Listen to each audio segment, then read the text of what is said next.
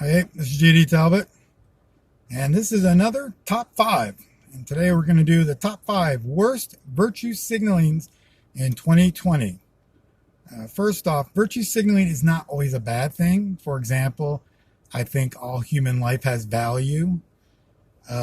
Someone said to me, because I said that I'm virtue signaling, my response is, who am I virtue signaling to? I haven't heard a response back yet. But I sat down, thought about it, and realized I'm virtue signaling to every person in the entire world living and will be living in the future, and to the dead. Everyone who's died in this world, every person has value. I guess I virtue signal. That's a gigantic virtue signaling. But the thing I want to talk about is the worst virtue signalings, and because more times than not, virtue signaling is sometimes someone being racist while saying they are not. A good example of this, it's not on my list because it was back in 2016, where people coming out and saying that we have to get rid of voter ID laws because they're racist, because black people don't have the ability to get an ID. Like, literally, the virtue signaling was black people are inferior, so we must give them superior behavior. This is absolutely and completely false and wrong. I could never stand for that kind of virtue signaling. And it's just really racist virtue signaling. But anyhow, so let's get into it. This is the top five worst virtue signaling in 2020 so far. Number five, the video of a black man running up on a white woman from behind and purposely, scaring her and then demanding that she get on her knees and apologize for her racism. Yeah, startling someone is not racism, like, at all. Now, if you give me a video of a white person coming around a corner, seeing a black person and going, "Oh no, a black person," then I would say, yeah, you need to apologize. But you don't need to get on your knees. That's just ridiculous. And the guy who did it, he's a pompous a-hole. I'll come out and say it. He's just a jerk. Number four, white people walking up to black people and kissing their feet. Like, seriously, what? How is that going to do anything but create a greater divide by not demanding that we be treated like equals? Just in case anyone is wondering, I will not bow to any person. You are all my equals. I do not bow to my equals. I only bow to God. Number three, spray painting Black Lives Matter on Starbucks. Has anyone else seen this video? This white woman is spray painting Black Lives Matter on a Starbucks, and a peaceful black female protester is screaming, "That's not a black woman." And then I can't believe that, like, her and a white guy start giving this black woman crap. Like, and all she's saying is, we're peaceful protesting, and they're going to blame us. Absolutely correct. The police are going to look at the black protesters first, not the white. You're absolute just...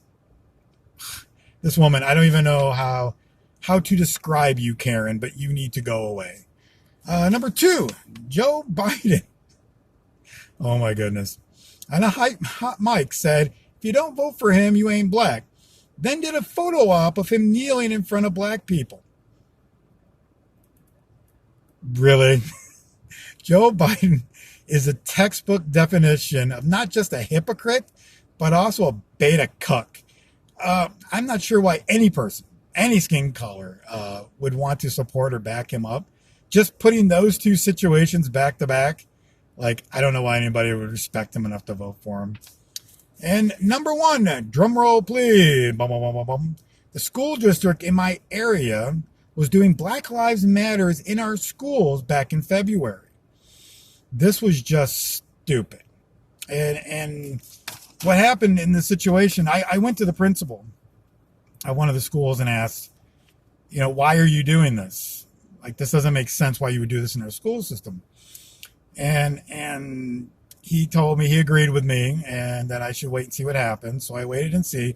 And that school and a lot of the schools in the school district refused to do it. So I did some poking around and searching and discovered that basically non-white employees, so basically anything that people that are not white, black, Hispanic, Asian in the school district, and the staff were outraged by this. And the point that was said to me was, why are we putting black children on a spotlight and saying, oh, you're treated differently, let's make sure to treat you equal, when we're already treating them equal? I couldn't agree more. And people that know me and follow me knows I can't stand the school district I'm in. Oh, I would love to move. I would love to get away from here. This school district is just massively liberal, left-leaning. They care more about political politics teaching than writing, reading, arithmetic. But the one thing I that we did agree on, and now we don't, is that all the students were being treated equally. I don't believe there's any type of racism going on here.